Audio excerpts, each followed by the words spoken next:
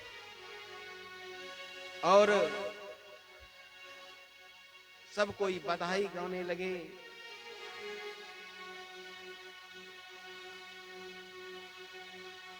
नंद के आनंद भयो जय कन्हैया लाल के। नंद के आनंद भयो जय कन्हैया लाल की। नंद के आनंद भयो जय कन्हैया लाल के। नंद के आनंद भयो जय कन्हैया लाल की। स्वागतम कृष्णा शरणागतम कृष्णा। स्वागतम कृष्णा शरणागतम कृष्णा। स्वागतम कृष्णा शरणागतम कृष्णा। स्वागतम कृष्णा शरणागतम कृष्णा। स्वागतम कृष्णा शरणागतम। सभी आदमी बैठ जाइए। स्वागतम कृष्णा शरणागतम कृष्णा।